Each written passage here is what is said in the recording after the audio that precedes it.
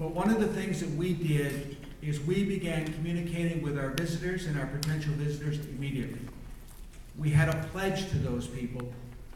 We pledge that we will tell you what's going on. If there's oil on the beach in West Beach, we'll tell you that.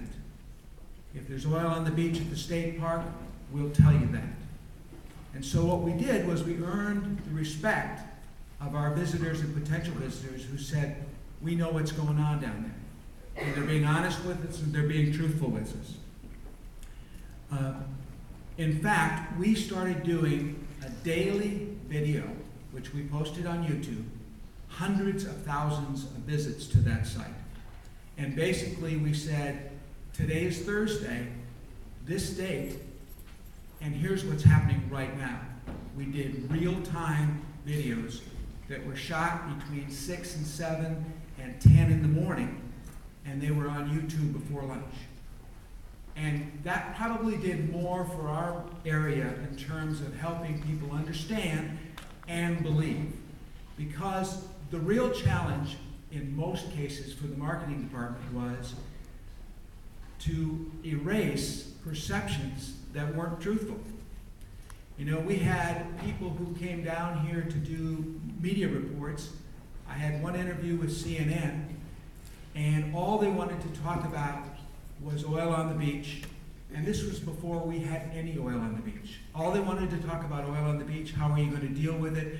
Are your visitors not going to come back? And I have to tell you that we were down at the public beach in Gulf Shores, and as you looked out behind me doing the interview, there was miles of white beach. They never talked about that. All they wanted to talk about is the tar in Louisiana and how horrible it was and how soon do you think it'll get to you.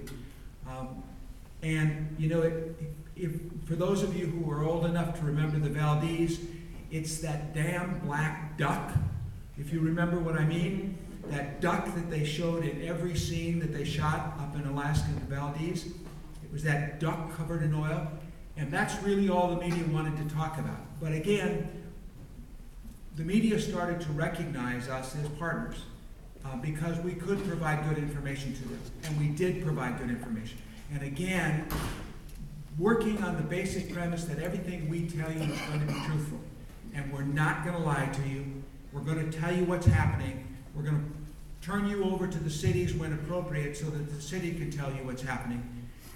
And that carried on because now we have to go to the same people and we have to say, we're all right. The beaches are safe. The seafood is absolutely safe. It's been tested 3,000 times and it has never failed to test. The seafood is great. I'm not talking to you because I know you understand that. But that was one of the huge issues. They said, well, we can't even eat the seafood. Do you know that New York City virtually banned our seafood for months and months and months and months? And I have children who live up there, and I said, what are you guys doing? You cannot buy seafood. In fact, you couldn't buy snapper anywhere. You couldn't buy crab claws anywhere because they were all afraid that it may be tainted by the Gulf spill.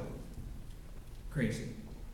But that's the reality of what we were fighting, day in and day out.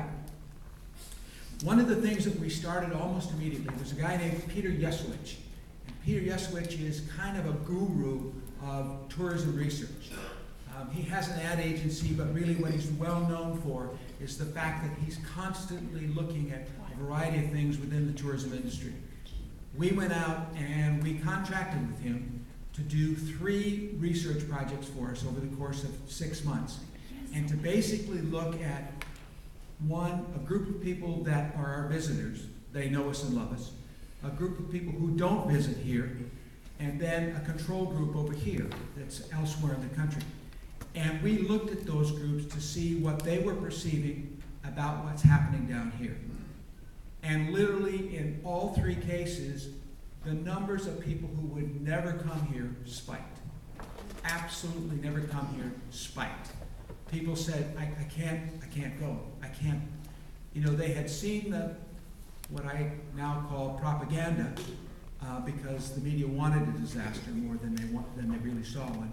But they saw it, they saw what was happening, again, they generalized the whole area.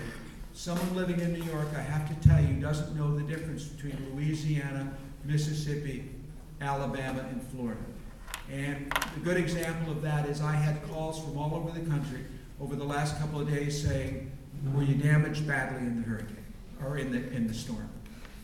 I said, no, that was way up north.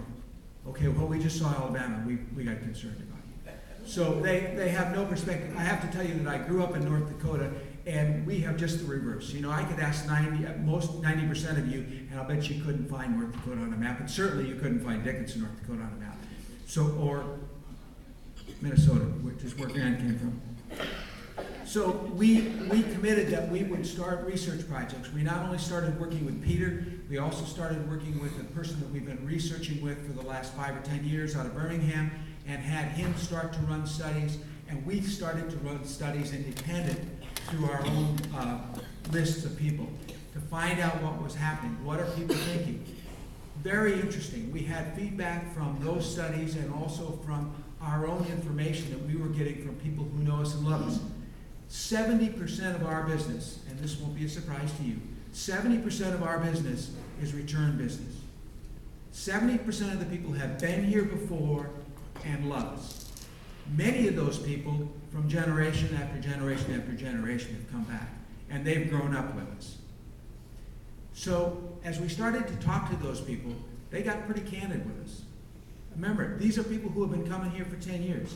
Every year they bring the family here. And they wrote us notes that said, I'm sorry, we can't come this year. You know, we love you guys, we love that beach, we love the seafood, but you know, we've got all these grandkids and we just can't take a chance. And you know, our response was, absolutely, I understand that.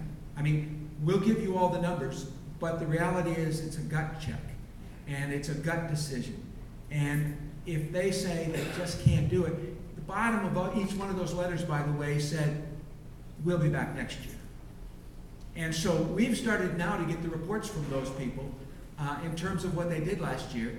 And they went to Disney, or they went to the mountains of North Carolina, or they went to the East Coast of the United States. They didn't come here. But they've all said, we see things are going better, we'll be back. And they're now making reservations.